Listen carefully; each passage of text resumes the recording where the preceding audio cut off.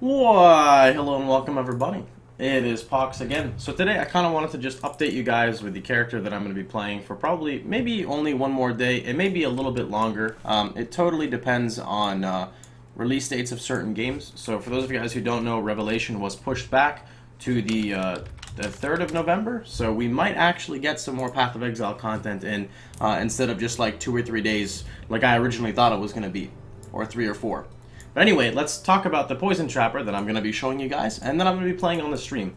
It's kind of like the standard Poison Trapper I made a while ago, if you guys remember, back in Talisman League, which is essentially, you can see it from here, kind of how the tree paths out. In a previous video, like the most recent video before this, I kind of explained how I was going to level the character and whatnot, but in terms of the tree progression, we're going to come up, grab Unstable Munitions, which is a huge damage boost, come across through and grab our life here. And we also have Exceptional Performance, which is a huge damage increase for stacking poisons and whatnot, since it's an increase to the duration. Alright, let me just switch my Naga here. So the links that I've got going... Shut up, Shadow. As of right now, that's what this place smells like. We've got a 5-link. We've got Poison with Conk Effect, Cluster Trap with Bladefall, and then it gets the Trap Support Gem. So basically it's just Bladefall with Trap, Cluster Trap, Poison, and Conk Effect. And Deerstalkers work really well as a simple 5-link option. And of course, I'm going to most likely use these until I get a Cost Breeze Will, which is quite expensive. It's like 100 Chaos, so we'll see if I can even actually, end up getting that. I also have Bear Trap, which has Void Manip, Poison, and Trap and Mine linked to it. Just as a simple 4-link, it's on a 4k DPS right now. Bladefall is 1k. Of course, Bladefall does have 3 extra traps, though. Also work our way into getting a Beano's and Southbound to set up that interaction, which basically forces the Poison to kill, which means that Beano's is always active. Alright. I don't know why it's lagging right now. We got some, like, nasty lag going on. What is this? I blame Trade Chat 1. So you can see it's pretty smooth for leveling still. Nothing too crazy really. And the damage is great. Single target, it's still pretty good. There's nothing really I could show you on. I guess there's this bitch right here, but she's already dead, so it's not really a good option or a good thing to show it on. Let's see. This is like super laggy. What the hell is up with this? It says it's like 50 frame rate. This feels like 10 frame rate. Furthermore, we've also got a Wither Totem to support ourselves. Basically, it just spams Wither. It's just Wither, Spell Totem, Faster Casting, which just helps stack up damage. So let's show you guys a quick demonstration on like an Essence Mob. That would be the Essence Mob. And as the character gets farther and farther in, it's only going to get stronger and stronger and stronger. That's how Poison kind of works when you're scaling it. And then, of course, Cost Breeze will give me a second curse, and I'm most likely going to drop Vulnerability and just run Temp and Enfeeble. But if I feel confident enough to not run Temp and Enfeeble, then I'll just run like Vulnerability and Enfeeble, or like Vulnerability and Temp. And that should be a really good option for mapping. Rallying Cry is super good for the damage, since it is an increase to damage, which should double dip with poison modifiers unless it's been changed. I don't remember 100% with all the new patch notes. Either way, it's probably the best thing to run. If you want to be defensive, you could of course run Enduring Cry. As for your bandits, nothing really too crazy there. For Oak, or for normal difficulty, you're going to help Oak. You want to help Oak because he gives you 40 base life. When you get to Cruel difficulty, you can either kill all of them, or you can choose to help Oak again, which will give you like 16% increased physical. It's a very minor difference regardless of which one you choose. I accidentally helped him, so it really doesn't make much of a difference. Either way, you're still going to grant, it's still going to be good. And that's pretty much it to summarize the character. If you don't want to use a Cost Breeze Will because it's like too expensive or something, I really would recommend it though, because it is best in slot. You can use something like a Lightning Coil for mitigation as well.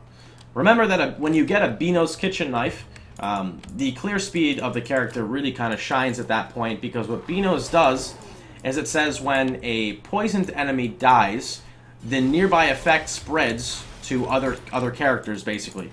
And what that allows is, if there's a mob or two that it's left alive, like say this guy died, the poison would spread here and then it would spread there. So instead of wasting an entire like trap setup, it'll basically hit them all, which is really, really nice. And that's pretty much the character. There's nothing really too required with it. Like I was saying before, leveling as trappers is pretty decent as long as you understand what you're doing. And of course, what I did is I leveled with Essence Drain and Contagion up until I got Chain Reaction, and that was a breeze. It was literally just a 3-link. It was just Contagion with faster casting. I didn't even have AoE, and it was just Essence Drain, Void Manipulation, and I think I used Controlled Destruction, and that was it. And it was in a Life Sprig, and that was literally it. This is the weapon I'm using right now. Nothing too crazy, just spell damage, spell damage. That's all you really need for leveling. And that's it. There's nothing else that's required. Like I said, if you want to use Deerstalkers, I'd recommend it just because it makes it really easy to get your character going into a 5-link. But honestly, that's all. Again, for the tree progression, all you got to do is just pretty much branch off through here. You want to grab damage over time, which works really well with Essence Drain and Contagion. I decided to come up through here. Now, the only thing I did do is for Essence Drain, I went the damage over time route here, and I also went into Atrophy. That's it. So the only thing I respect out of it was just these 4 and these 2 to go by this route through the life regen. You could just go damage over time too. You don't actually have to get this if you don't want to. I also picked up Hexmaster pretty early on because I'm running an Ink AoE gem with my vulnerability, which gives it a pretty decent area of effect. Of course, as it levels up, it's going to get significantly larger since it is only like 12 right now. It's only level 12. It can go up to 21 essentially, but it's pretty decent. It hits quite a nice area. And when you're leveling, you know, nothing is really too scary. You shouldn't just randomly get one shot during your leveling phase unless it's like, I don't know, your resistances suck or you're doing a boss fight or something else of the sort. But in that case, you've got Bear Trap and you have Wither Totem, which Wither Totem will slow them and Bear Trap will root them. So an example of the Bear Trap root, let's see if I can get her with it. It would be like right here. She's stuck. She can't move. And that actually one-shot her. Oh, nope. She almost died in one hit from it. Alright, that's pretty much gonna summarize it up for this. For people who want to stay for after, so like this segment here, I guess I'll go over a little bit of what we're doing. Tomorrow/today, so this next stream might be the last stream for PoE for a little bit. I'm not too sure yet, because we have MU Legends that's coming out. Or at least it's going into its alpha or its early access, I think. I don't remember. It's hard to keep track of all these goddamn games with all the early accesses. But MU Legends should be showcased on the stream whenever it goes live. Maybe it's 12 hours from now, 24 hours. I'm not too sure. If you just Google it, you'll see the exact time. It was supposed to be Revelation as well, but they pushed that back to the 3rd. And I got a donation from my buddy Nerds Hunter for $100, so we bought the larger supporter pack, and we are good to go for that on the 3rd. So that is definitely going to be an MMO 100%. I'm going to jump into. I'm super excited.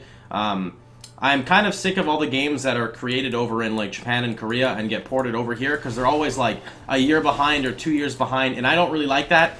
So thankfully, I'm pretty sure Revelation is not like that whatsoever. So that's another reason why I'm super stoked for it. And like I said, I hope you guys will like it as well.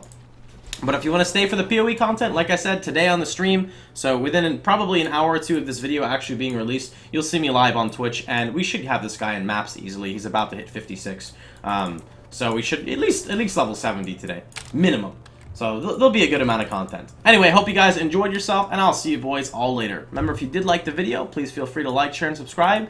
And remember to catch me streaming live on twitch.tv/Pohx. Hope you guys have a wonderful time, and I'll see you boys all tomorrow. Take care, everyone.